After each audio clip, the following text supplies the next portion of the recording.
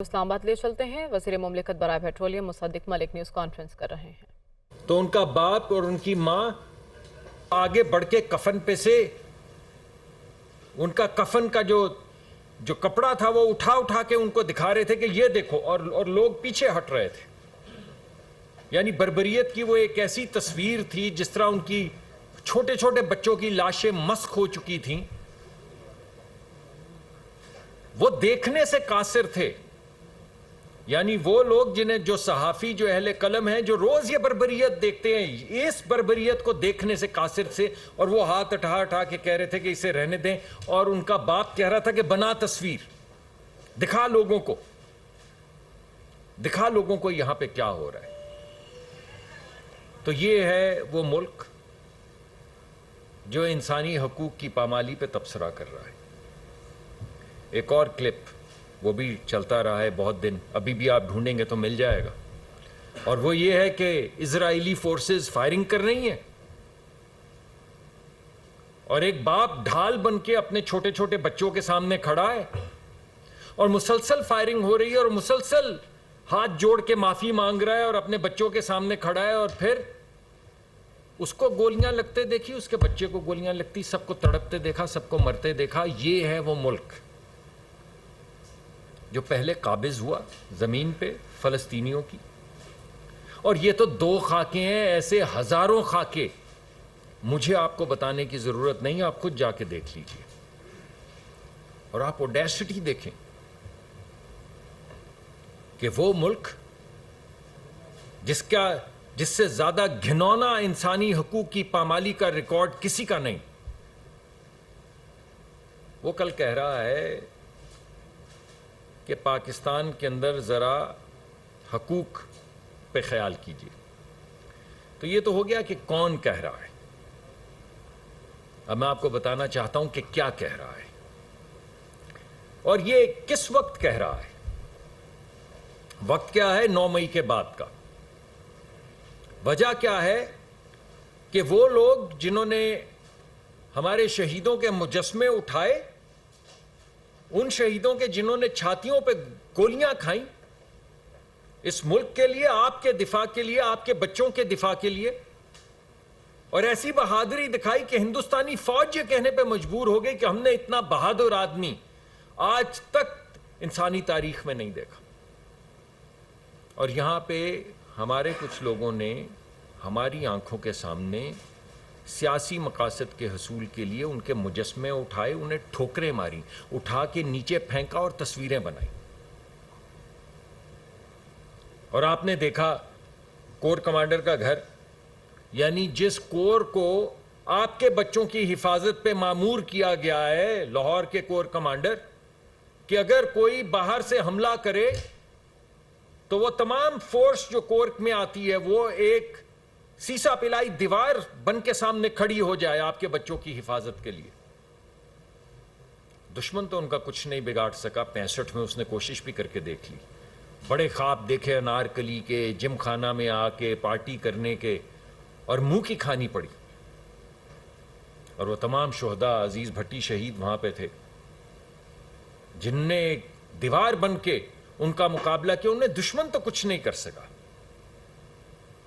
لیکن ہمارے اپنے کچھ لوگ وہ گئے اور انہوں نے آگ لگا دی، خاک کر دیا اس مکان کو جس کے باہر جناح ہاؤس لکھا تھا۔ اور میں آپ کو ایسی بے شمار ایگزامپلز دے سکتا ہوں۔ ایک بلڈنگ کو آگ لگائی، غالباً عسکری ٹاور یا کیا تھی، ایک اس کو آگ لگائی، اس میں لوگ جل کے مر گئے۔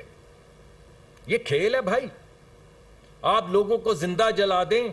آپ وہ لوگ جن نے آپ کے بچوں کی حفاظت کرنی ہے ان کے گھروں کو آگ لگا دیں۔ آپ وہ شہید جنہوں نے چھاتی پہ گولی ماری ہے ان کے مجسموں کو ٹھوکریں ماریں۔ آپ وہ جہاز جس نے 65 میں ایک جہاز نے 6 8 9 جہاز گرائے، انہیں آگ لگا دیں۔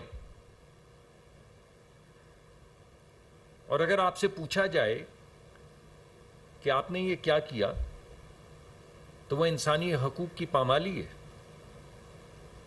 شاباش ہے بھائی، یہ کہہ رہے ہیں وہ، بین الاقوامی سطح پہ یہ کہہ رہے ہیں کہ جن نے آگ لگائی ہے، یہ تو ایک سیاسی کھیل تھا۔ اگر جو لوگ کہہ رہے ہیں ان کے ملک میں یہ سیاسی کھیل کھیلا جائے، ان کی پارلیمان پہ حملہ کیا جائے، ان کے شہداء کی خاک اڑائی جائے، تو یہی کہیں گے کہ انہیں شامل تفتیش نہ کریں، انہیں گرفتار نہ کریں، ان کی تصاویر جو ہیں ان کو نادرہ کی تصاویر سے ملا کے دیکھیں نہ کہ کیا یہ واقعی مجرم ہیں یا ایسے الزام لگ گیا۔ ہم کسی ملزم کے خلاف نہیں، ہم صرف یہ کہہ رہے ہیں کہ ایک متانت کے ساتھ تحقیق ہونی چاہیے، اور وہ لوگ جن نے جرائم کیے ہیں، صرف وہ لوگ، ایسا نہیں کہ کسی گاڑی میں ہیروئن ڈالی 20 کلو اور اس کو تقریباً موت کی کال کوٹری میں ڈال دیا اور موت کی سزا تک لے گئے، ایسا نہیں۔ لیکن اگر کسی نے جرم کیا ہے تو اس جرم کے مطابق، پاکستانی آئین کے مطابق، پاکستانی قانون کے مطابق، جو قانون لاگو ہوتا ہے، جو عدالت لاگو ہوتی ہے، پہلے تفتیش ہونی چاہیے، جرم ثابت ہونا چاہیے، پھر اس کی عدالت میں اس کا ٹرائل ہونا چاہیے۔ تو یہ انسانی حقوق کی خلاف ورزی ہو گئی۔ تو میں نے آپ کو 2 باتیں بتا دی کہ کون کہہ رہا ہے، اور یہ بھی بتا دیا کہ کیا کہہ رہا ہے۔ اب جس سوال کا جواب میں آپ کو نہیں دینا چاہوں گا وہ یہ ہے کہ کیوں کہہ رہا ہے۔ اتفاق ہے کہ اسرائیل کبھی نہیں بولا، مگر 9 مئی کے بعد ایک دم اس کے دل میں خیال آیا کہ پاکستان کے متعلق ذرا بین الاقوامی سطح پہ ایک آواز اٹھانی چاہیے۔ تو چلے میں اور کسی کا نام نہیں لیتا، یہ تو کہنے کی مجھے اجازت دیں پھر کہ 9 مئی کے مجرموں کے حق میں یہ بات کہہ رہا ہے۔ اس کے سیاسی محرکات کیا ہیں، اس کے پیچھے کون سیاسی تنظیم ہے، کیا ہے، اس پہ کوئی تبصرہ نہیں کرتے، نہ میں کرتا ہوں نہ آپ کیجئے۔ لیکن یہ تو پوچھیے اپنے آپ سے کہ کن کے دفاع میں یہ کہہ رہا ہے۔ ان کے دفاع میں کہہ رہا ہے جنہوں نے 9 مئی کو ولف وسلنگ کی، اس ملک میں غدر مچانے کے لیے، اس ملک میں میوٹنی کرنے کی کوشش کرنے میں جن لوگوں نے ولف وسلنگ کی، ان کے حق میں اسرائیل یہ کہہ رہا ہے۔ کیوں کہہ رہا ہے یہ میں اس کا جواب آپ پہ چھوڑ دیتا ہوں۔ اب میں دوسری بات یہ کرتا ہوں صاحب، مجھ سے کل ایک ٹیلی ویژن پروگرام میں یہ بھی پوچھا گیا کہ بھائی یہ تو اور بھی ممالک کہہ رہے ہیں۔ میں نے کہا بھائی کون سے ملک کہہ رہے ہیں؟ تو کہنے لگے وہ وہاں پہ بھی بڑی اپیل ہو رہی ہے، امریکہ میں بھی۔ تو میں نے کہا کہ بھائی یہ تو جن کے لیے اپیل ہو رہی ہے وہ تو کہتے تھے کہ امریکہ نے پاکستان کا آئین سبورٹ کیا ہے۔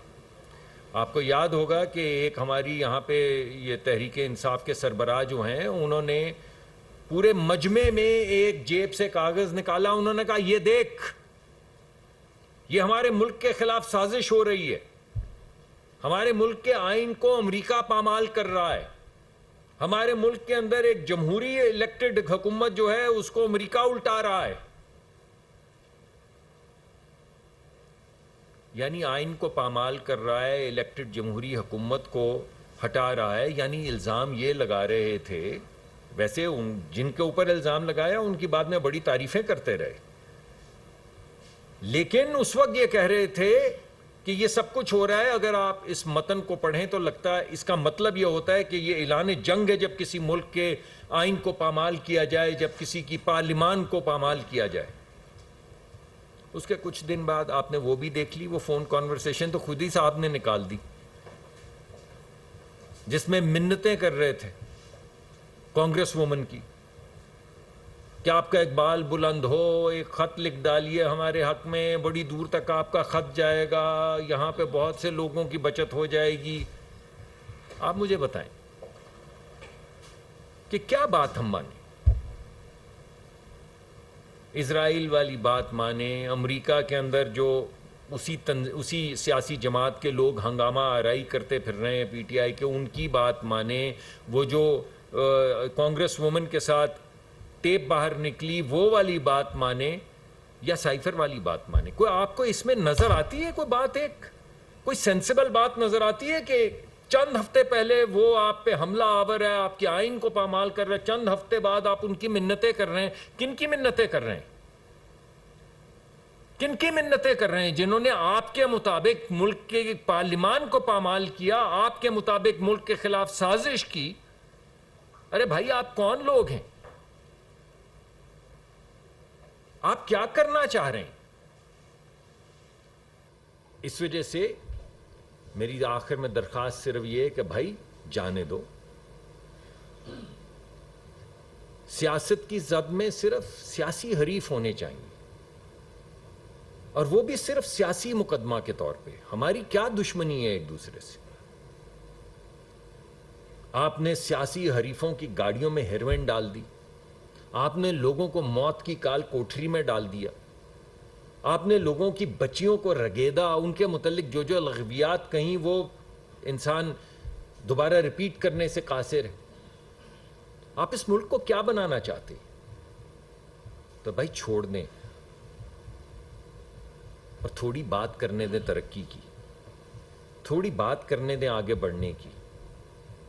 ہم تو ایک کوشش کر رہے ہیں کہ یہ IMF کا پروگرام ہو, چاہے وہ $24 ارب سعودی عرب سے آ رہے ہوں, چاہے وہ 20 ارب یا 22 ارب کی کمٹمنٹ یونائٹڈ عرب ایمریٹ سے, امارات سے ہو, چاہے وہ دوبارہ سے ریوائیول جو سی پیک کے پروگرام کا ہے اس کی بات ہو, چاہے وہ قطر کی پاکستان میں انویسٹمنٹس ہوں. ہم تو یہ چاہتے ہیں کہ یہ نا امیدی کی بات ختم ہو. یہ اوئے توئے تیری میری یہ کیا گفتگو ہے؟